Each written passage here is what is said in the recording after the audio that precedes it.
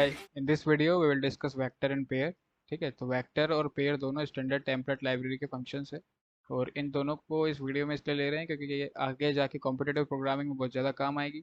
और डीएसए में भी वेक्टर और पेयर बहुत यूज़ होता है, इसलिए वेक्टर और पेयर को दोनों को साथ में लिया है। ठीक है, तो अभी पहले हम वेक्टर देख लेते हैं। तो मैंने पहले बताया, पहले वाली वीडियो अगर देखी नहीं हो तो पहले उसको देख लेना, क्योंकि उसमें मैंने थोड़ा सा इंट्रोडक्शन दे रखा है वेक्टर का। तो वेक्टर सिंपली एक डायनेमिक एरे होता है, यानी कि नॉर्मली जैसे एरे को हम एक्सेस करते हैं उसके एलिमेंट्स, वैसे ही वेक्टर के भी एलिमेंट्स एक्सेस हो जाते हैं, लेकिन एरे की साइज फिक्स रहती है। यहाँ पर वेक्टर की साइज फिक्स नहीं होती। ठीक है, तो सी प्लस प्लस में वेक्टर क्या होता है, डायनेमिक एरे होता है। तो हम वेक्टर के कुछ फंक्शंस देख लेते हैं, इसको डिक्लेयर कैसे करते हैं वो सब देख लेते हैं। सबसे पहले मैंने बोला कि अगर इंटीजर टाइप एरे बनाना है तो इंटीजर टाइप एरे कैसे बनाएंगे। मैं यहाँ लिख दूंगा इंट एरे, और यहाँ पे मैं उसकी साइज दे दूंगा जितना भी मैंने दो साइज दे दिया, तो दो साइज का एरे बन गया। अब ये दो साइज का जो एरे बना है, इसकी जो साइज दो ही है, तो दो के बाद तीसरा एलिमेंट इसमें नहीं डाल सकता। तो यहाँ पे थोड़ा सा ड्रॉबैक हो जाता है एरे में, तो फिर इसीलिए वेक्टर बन गया। ठीक है, फिर वेक्टर में क्या कर सकता हूँ, वेक्टर बनाते कैसे देख लें। वेक्टर का कीवर्ड लिखा वेक्टर, उसके बाद में ये ब्रैकेट के अंदर यहाँ पे डाटा टाइप आता है, किस टाइप का वेक्टर बनाना चाहते हो तुम, इंटीजर, कैरेक्टर, फ्लोट, डबल, जिसका भी। मैं इंटीजर टाइप का एक एरे बना वेक्टर बना लेता हूँ, उसको नाम मैंने वी दे दिया। ठीक है, अगर वेक्टर पूरा खाली है, यानी कि अभी इस वेक्टर में कुछ भी एलिमेंट नहीं है, तो यहाँ पे नॉर्मली एक वेक्टर में फंक्शन होता है पुश बैक। पुश बैक मतलब कोई भी एलिमेंट को वेक्टर के लास्ट में जाकर पुश करता है वो। मैंने यहाँ लिखा वी डॉट पुश बैक। क्या पुश कर देता हूँ, सबसे पहले जगह पे मैं वन डाल देता हूँ, है ना। उसके बाद में कुछ एलिमेंट्स इसमें इंसर्ट करा देता हूँ ताकि कुछ फंक्शंस हम समझ लेंगे कि क्या वेक्टर में क्या क्या यूज़ आ जाता है, क्या क्या फंक्शंस होते हैं इसमें, है ना। तो मैंने तीन एलिमेंट्स डाल दिए, 1 2 3 4 और 5। तो पुश बैक का सिंपली यही मतलब होता है कि it will push the element at the back side of the vector. तो अभी कुछ भी नहीं था, वेक्टर एम्प्टी था, तो फिर पुश बैक ने वन पहले इंसर्ट करा तो वन आ गया, वन के बाद टू चला जाएगा, टू के पीछे थ्री, थ्री के पीछे फोर, और फोर के पीछे फाइव चला जाएगा। ठीक है, तो अगर अब इस वेक्टर को मेरे को प्रिंट कराना है, यानी कि सारे वेक्टर के एलिमेंट्स मेरे को प्रिंट कराना है, तो कैसे प्रिंट कराएंगे। नॉर्मली वेक्टर एरे में कैसे प्रिंट कराते थे, उसमें एक फॉर लूप लगाते थे अपन, इंट आई इक्वल्स टू 0 से लेके तो आई लेस देन अरे की साइज। अब यहाँ पे वेक्टर की क्या साइज है कैसे पता करेंगे, क्योंकि यहाँ पे हमने साइज ऊपर स्पेसिफाई नहीं करी है, तो मैं डायरेक्टली यहाँ पे, मेरे को पता है यहाँ पे तो कि 5 साइज है, तो मैं direct less than equal to 5 तो लिखूंगा नहीं, क्योंकि यहाँ पे मेरे को पता है। अगर नहीं पता होगा तो क्या करेंगे, तो इसीलिए यहाँ पे वेक्टर की साइज निकालने के लिए वी डॉट साइज का इस्तेमाल करते हैं, है ना। ये एक फंक्शन होता है वी डॉट साइज, जिससे कि वेक्टर की साइज आ जाती है। तो यहाँ पे मैं सिंपली क्या कर दूंगा, सी आउट कर दूंगा। अरे में एलिमेंट कैसे प्रिंट करते थे, अरे वी स्क्वायर ब्रैकेट्स के अंदर उसका इंडेक्स, सेम टू सेम यहाँ पे भी वेक्टर वी, उसके स्क्वायर ब्रैकेट्स में उसका इंडेक्स यानी कि आई। एकदम सिमिलर टू अरे है, कोई ज़्यादा डिफरेंस, बिल्कुल डिफरेंस नहीं है, बस ये डिफरेंस आ जाता है कि डायनेमिक हो जाता है ये, और वो फिक्स साइज हो जाता है। ये डायनेमिक अरे हो जाता है। डायनेमिक अरे का क्या इसमें एक चीज़ होती है कि ये हीप एलोकेटेड होता है, और जो नॉर्मल अरे होता है वो स्टैक एलोकेटेड होता है, उसकी मेमोरी स्टैक में जाके स्टोर होती है, इसकी मेमोरी हीप में जाके स्टोर होती है। ठीक है, तो इस तरीके से हम इस वेक्टर को प्रिंट कर सकते हैं। इसमें प्रिंट करवा के देख लेते हैं अपन। ये आ गया 1 2 3 4 5, मैंने चार पांच एलिमेंट डाले थे। तो इसमें ये ध्यान देना कि ये जो वन है ना, इसका इंडेक्स जीरो होगा, यानी कि पहले एलिमेंट का इंडेक्स क्या होता है, जीरो। सेकंड का वन, इसका टू, इसका थ्री, और इसका फोर। अपने आप इंडेक्स बढ़ता जाएगा, यानी कि अगर मैं यहाँ पे आई लिखा मैंने जीरो से वेक्टर की साइज तक, तो ये वेक्टर की साइज कितनी आ जाएगी, सिक्स। तो ये जीरो से लेकर फाइव यहाँ पे जाता जाएगा, और यहाँ पे एलिमेंट्स प्रिंट होते गए। ठीक है, एक तो ये पुश बैक हो गया, जिससे कि हम एलिमेंट आखिरी में जाके डाल सकते हैं। इसमें एक और फंक्शन होता है एम्प्लेस बैक। सपोज मैंने फाइव को इस तरीके से डाल के इस तरीके से डाल दिया। ठीक है, यहाँ पे मैंने फाइव लिख दिया, तो भी ये फाइव जाके लास्ट में ही स्टोर होगा। मैं फिर से इसको रन कर लेता हूँ, ये देखो फाइव आ गया।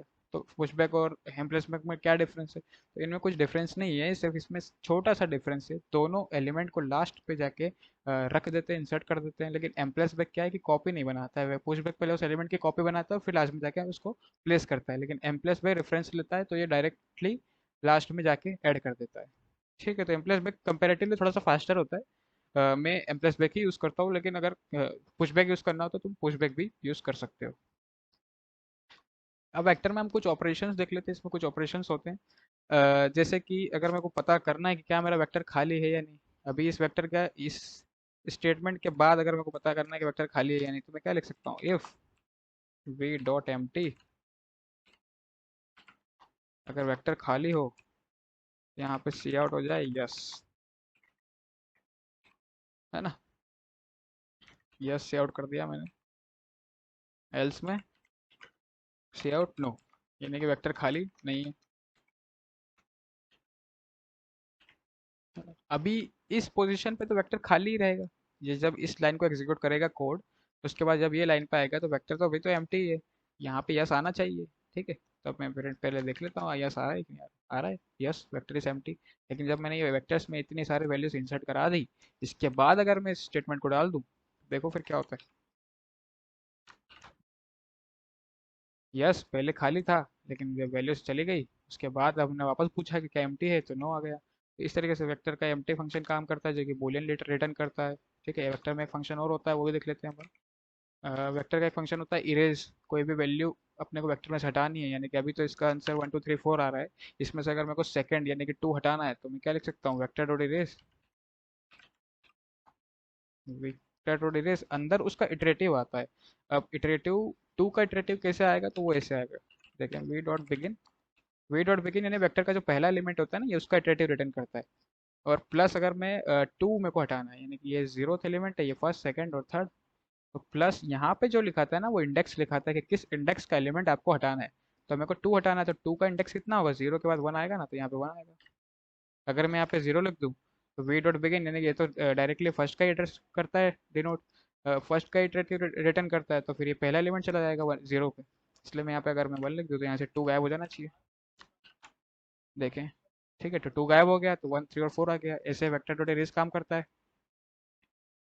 ठीक है, वेक्टर में एक और फंक्शन होता है कि अगर मान लो मेरे को सारे एलिमेंट इरेज करने, सभी हटाना है, तो क्या मैं लूप लगा के 4 बार मैं एलिमेंट्स को इरेज करूंगा? तो इतना ना करना पड़े, इसलिए वेक्टर ने एक सुविधा और दे दी हमें। वी डॉट क्लियर कर दो, सारे एलिमेंट गायब हो जाएंगे, कुछ भी नहीं बचेगा। है ना, तो इससे सारे एलिमेंट्स हट जाते हैं। एक ये भी हो गया वेक्टर में। अब वेक्टर में एक हम एक चीज़ और देख लेते हैं कि वेक्टर जो होता है, उसमें अगर मैं एलिमेंट्स जिस ऑर्डर में डालूंगा ना, उसी ऑर्डर में आएंगे। यानी ये तो नॉर्मल सी बात है कि अगर मैं 2 पहले डाल रहा हूँ, तो 2 पहले आएगा, फिर 1 आएगा, फिर 4 आएगा, फिर 3 आएगा। इसको रन करके देख लेता हूँ पहले। 2 1 4 3 आ रहा है। ठीक है, 2 1 4 3। अगर मेरे को ये सारे सॉर्टेड ऑर्डर में चाहिए, सॉर्टेड ऑर्डर में चाहिए, तो मैं एक वेक्टर में एक फंक्शन होता है, ये अभी डिस्कस तो नहीं करना चाहिए, लेकिन मैं इसलिए कर रहा हूँ क्योंकि क्या है कि कॉम्पिटिटिव प्रोग्रामिंग में और आगे जाके डीएसए में बहुत हेल्प आएगा सॉर्ट फंक्शन। बाकी सॉर्टिंग टेक्निक्स पे हम डिस्कस करेंगे, बाकी आगे जाके वीडियोज आएगी उस पर। तो मैं यहाँ लिख दूंगा वी डॉट बिगिन, यानी कि जो पहला एलिमेंट है उसका इटरेटिव से लेके तो वी डॉट एंड, लास्ट तक सॉर्ट कर दे। ठीक है, इस स्टेटमेंट का क्या मतलब हुआ, सॉर्ट करना है कहाँ से कहाँ तक, वी डॉट बिगिन से लेके वी डॉट एंड तक। ये वेक्टर के जो पहले इटरेटिव यानी 2 से लेके 3 तक सबको सॉर्ट कर दी। अब मैं इसको रन करूँ, तो क्या आ गया, 1 2 3 4 आ गया। ठीक है, तो इस तरीके से वेक्टर को सॉर्ट भी कर सकते हैं। अभी तो ये इंक्रीजिंग ऑर्डर में सॉर्टेड है। अगर मान लो मेरे को डिक्रीजिंग ऑर्डर में सॉर्ट करना है, तो क्या करूँगा, मैं यहाँ पे सिर्फ एक चीज़ और लिख दूंगा, ग्रेटर इंट। ग्रेटर इंट लिखने से क्या होगा, ये डिक्रीजिंग ऑर्डर में सॉर्ट आ जाएगा। 4 3 2 1 आ गया। ठीक है, तो ये वेक्टर में हमने फंक्शंस डिस्कस कर लिए हैं कि बहुत सारे फंक्शंस होते हैं। अब ये जो मैंने पहली लाइन लिखी थी, यहाँ पे मैंने इंटीजर दिया था, तो ये इंटीजर का वेक्टर बना। यहाँ पे मैं कुछ भी दे सकता हूँ, यानी कोई भी डाटा टाइप दे सकता हूँ। और यहाँ पे मैं कंटेनर क्लास भी दे सकता हूँ, यानी कि यहाँ पे मैं पेयर भी दे सकता हूँ। वेक्टर ऑफ पेयर भी बन सकता है। अच्छा, पेयर अभी पढ़ा नहीं है, पहले पेयर अपन समझ लेते हैं, फिर वेक्टर ऑफ पेयर भी देख लेंगे। ठीक है, तो अब थोड़ा हम वेक्टर ऑफ पेयर की ओर बढ़ते हैं। वेक्टर में जितने फंक्शंस हो सकते थे मैंने वो सारे बता दिए हैं, जितने अभी यूज़ आने में है। ठीक है, तो पेयर क्या होता है, अब ये देखो। पेयर, तो पेयर क्या होता है, इज द वर्ड सजेस्ट कि इट इज अ पेयर। ठीक है, तो पेयर मतलब उसमें दो डाटा टाइप स्टोर होते हैं। है ना, दो डाटा टाइप यानी कि या तो एक इंटीजर इंटीजर हो सकता है, कैरेक्टर कैरेक्टर हो सकता है, इंटीजर कैरेक्टर हो सकता है, इंटीजर डबल हो सकता है, डबल कैरेक्टर हो सकता है। कोई भी दो नॉर्मल डाटा टाइप हम एक पेयर के फॉर्म में स्टोर करा सकते हैं और फिर उसको एक्सेस कर सकते हैं। एक एग्जांपल देता हूँ मैं, अगर तुमको, अगर समझ लो कि तुम मॉनिटर हो क्लास के, है ना, और तुम्हारे पास मैम ने बोला है कि भैया 3 स्टूडेंट है, इनके मैथमेटिक्स में मैंने मार्क्स दिए हैं तुमको, अब इनके हिसाब से इनके रैंक लिस्ट निकालो। ठीक है, तो हमको ये तीनों के मार्क्स दे रखे हैं, M1 M2 M3 के। तो अगर मेरे को बोला है कि रैंक लिस्ट निकालो, तो रैंक लिस्ट किस हिसाब से निकलेगी, मार्क्स के हिसाब से निकलेगी कि नाम के हिसाब से निकलेगी? कि सिर्फ नाम देख के बता दोगे कि सबसे फर्स्ट नंबर पे कौन आएगा? तो मार्क्स के हिसाब से निकलेगी। तो मार्क्स सबसे ज़्यादा किसके, M3 के, तो इस हिसाब से मैं M3 को सबसे ऊपर आना चाहिए, और M1 को यहाँ, M2 को यहाँ। तो मेरे को मार्क्स के हिसाब से सॉर्ट करना है, लेकिन मैं चाहता हूँ कि मार्क्स के साथ साथ ये M1 M2 M3 भी ऊपर नीचे हो जाए, यानी कि इनकी जो पोजीशन है वहाँ पे भी चले जाएं, यानी इंटीजर के हिसाब से मेरे को सॉर्ट करना है। और मैं चाह रहा हूँ कि जो स्ट्रिंग है, नाम का स्ट्रिंग, नेम जो स्ट्रिंग में ले रखी है वो भी सॉर्ट हो जाए। तो इसीलिए पेयर होता है, जब पेयर में अपन क्या करेंगे, इंटीजर और स्ट्रिंग एक साथ स्टोर करा लेंगे और फिर क्या करेंगे, इंटीजर के हिसाब से सॉर्ट कर देंगे, तो हमारी सॉर्टेड ऑर्डर में लिस्ट आ जाएगी। अभी हम देख लेते हैं कि पेयर बनता कैसे है। ठीक है, पेयर को बनाने का सबसे पहले तो इंट मेन में मैं रिटर्न डाल देता हूँ। ठीक है, अब पेयर बनाने का क्या तरीका है, नॉर्मल कीवर्ड जैसा पेयर बनाना है तो पेयर लिख दिया। अब यहाँ पे पहला डाटा टाइप आएगा, उसके बाद यहाँ पे दूसरा डाटा टाइप आएगा। पहला डाटा टाइप यानी कि पेयर में पहला एलिमेंट किस डाटा टाइप का होगा और दूसरा एलिमेंट किस डाटा टाइप का होगा, ये इस हिसाब से पेयर बन जाएगा, है ना। अब इस पेयर का नाम मैं दे रहा हूँ पी। ठीक है, अब मैं चाहता हूँ कि पेयर का पहला एलिमेंट जो है वो बन जाए इंटीजर यानी कि वन, और वन के करस्पॉन्डिंग कैरेक्टर ए डल जाए। तो कैसे डलेगा, तो उस डालने की उसकी टेक्निक होती है, पी इक्वल्स टू हम लिखेंगे पी इक्वल्स टू हम लिखेंगे मेक पेयर। मैक, हम लिखा मैक पेयर, यहाँ पे करली ब्रेसेस नहीं आएंगे, यहाँ पे लिख दिया मैंने वन, और कैरेक्टर में मैंने लिख दिया ए, वन के करस्पॉन्डिंग मेरे पास ए स्टोर हो गया है। ठीक है, एक तरीका और होता है पेयर डिक्लेयर करने का। क्या होता है वो तरीका, वो भी देख लेते हैं। एक तरीका क्या होता है कि यहाँ पे मैं लिख दूँ P dot first. P dot first का क्या मतलब, यानी कि जो पी का पहला एलिमेंट है ना, इसको अभी पहले मैं हटा देता हूँ क्योंकि फिर ये दिक्कत देगा, है ना। पी डॉट फर्स्ट, पेयर का फर्स्ट एलिमेंट, यानी कि क्या, ये इंटीजर है ना, तो मुझे इंटीजर लिखना पड़ेगा इक्वल में, p dot first equals to मैंने वन दे दिया, और पी डॉट सेकेंड यानी कि जो सेकेंड मेरा डाटा टाइप है, जो मेरे पेयर में जो सेकेंड एलिमेंट है उसका जो डाटा टाइप क्या है, कैरेक्टर। यहाँ पे मैंने दिया कैरेक्टर। इस तरीके से भी पेयर में एलिमेंट्स जा सकते हैं। सपोज मेरे को इस पेयर को प्रिंट कराना है तो मैं क्या लिखूंगा, सी आउट पी डॉट फर्स्ट। ठीक है, स्पेस दे देते हैं ताकि थोड़ा सा क्लियर हो जाए, और पी डॉट सेकेंड।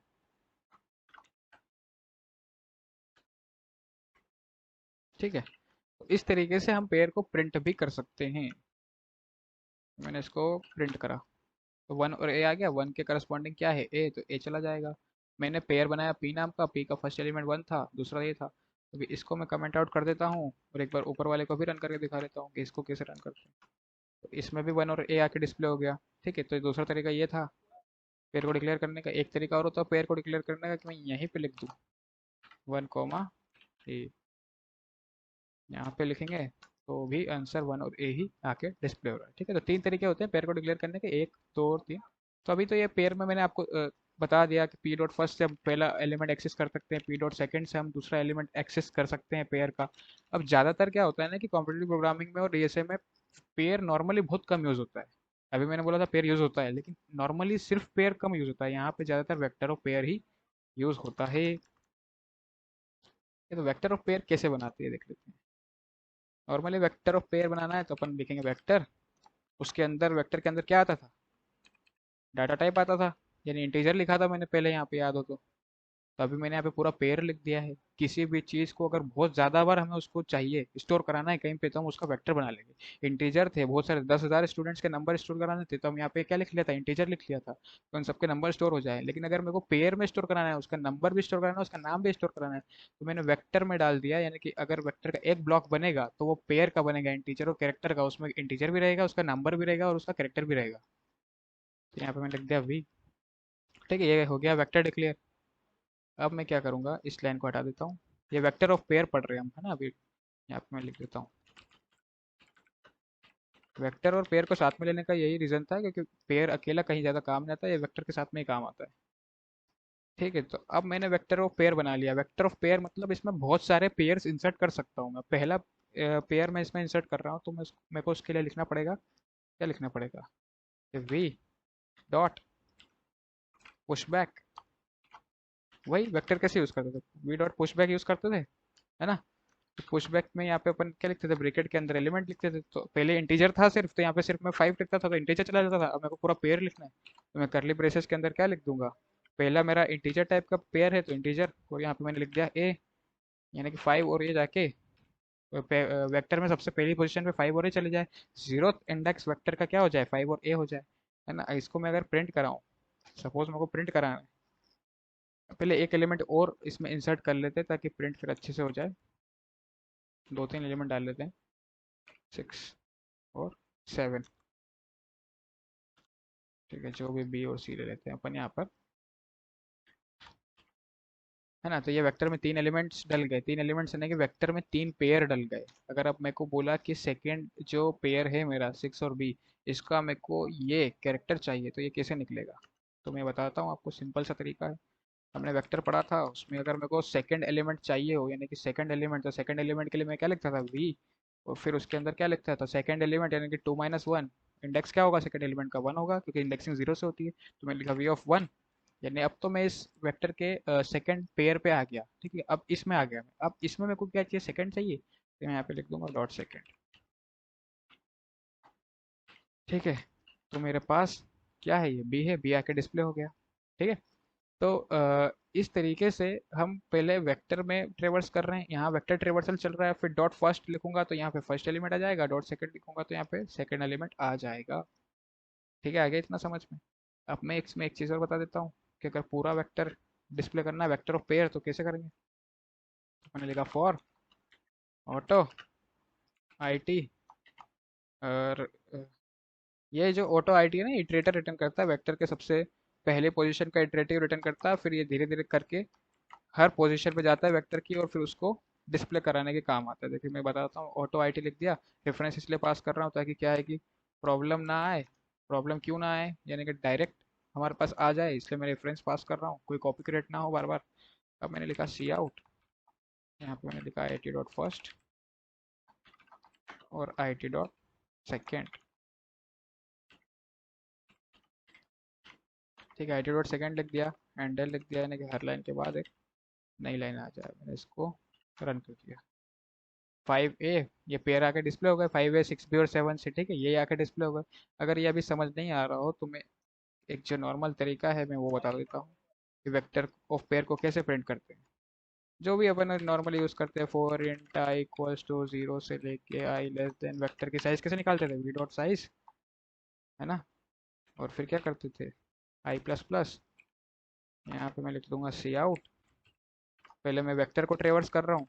ठीक है, वेक्टर को ट्रेवर्स कर रहा हूँ तो मैं यहाँ पे क्या लिखूंगा, वी ऑफ आई, ये वेक्टर का एलिमेंट निकलते जाएंगे। अब उसका पहले मेरे को फर्स्ट चाहिए तो फर्स्ट, यहाँ पे मैंने स्पेस दे दिया, कॉमा भी लगा देता हूँ ताकि पेयर समझ आ जाएगा। फिर मैंने क्या लिखा, v of i dot second, और मैंने यहाँ पे एंड एल लिख दिया। अब मैं इसको रन करूँ, ठीक है, ये हो गया, ये भी समझ आ गया होगा।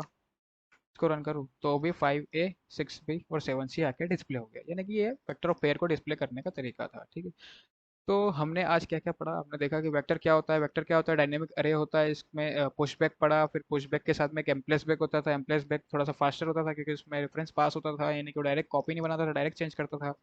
फिर हमने वेक्टर में क्या क्या पढ़ा, एक फंक्शन पढ़ा इरेज करके, जो vector dot begin plus index लिखते थे तो वो वेक्टर इरेज हो जाता था, यानी कि वेक्टर में जो पोजीशन पे हमको कोई एलिमेंट इरेज करना है किसी इंडेक्स पे, तो हम वेक्टर डॉट इरेज और फिर उसके अंदर V dot begin plus index लिख देंगे तो एलिमेंट चला जाता था, है ना। एक क्लियर पढ़ा, वेक्टर डॉट क्लियर, यानी कि वेक्टर पूरा क्लियर करना है तो डायरेक्ट वी डॉट क्लियर लगा देते, क्लियर हो जाएगा, है ना। फिर वेक्टर की साइज, अगर डायनेमिकली हमको साइज पता नहीं रहती थी तो वी डॉट साइज से हमको वेक्टर की साइज मिल जाती थी, है ना। सॉर्ट करना है वेक्टर को, डिक्रीजिंग ऑर्डर है इंक्रीजिंग ऑर्डर में, हमने वो दोनों चीज़ देखी। Sort V dot begin comma V dot and, अगर ये करना है तो ये इंक्रीजिंग, और डिक्रीजिंग यानी कि बड़े से छोटे में अगर करना है तो फिर ग्रेटर इंट लगा रहते थे, तो वो चीज़ हो गई वेक्टर में। ठीक है, पेयर पढ़ा, पेयर में हमने क्या पढ़ा कि पेयर में क्या होता है कि पेयर वाइज दो डाटा टाइप स्टोर हो जाते हैं, जैसे कि अगर इंटीजर इंटीजर का पेयर बनाना तो वो भी बन जाएगा, यानी कि नाम और रोल, मेरा नेम और साथ में मेरे को रोल नंबर चाहिए तो इंटीजर और स्ट्रिंग का पेयर बन जाएगा। तो पेयर में दो डाटा टाइप का पेयर स्टोर होता है, और ज़्यादातर वेक्टर ऑफ पेयर ही काम आता है, इसलिए मैं तुमको वेक्टर ऑफ पेयर भी बता दिया। ठीक है, तो सारी चीज़ें इसमें वेक्टर और पेयर से रिलेटेड मैंने क्लियर कर दी है। ठीक है, तो आज की वीडियो में बस इतना ही। अगली बार जब नई वीडियो बनेगी तो उसमें आगे इसके बाद में तुमको क्या आना चाहिए उसी पे वो वीडियो बनेगी। ठीक है, अगर वीडियो अच्छी लगी हो तो लाइक कर देना। ठीक है, बाय।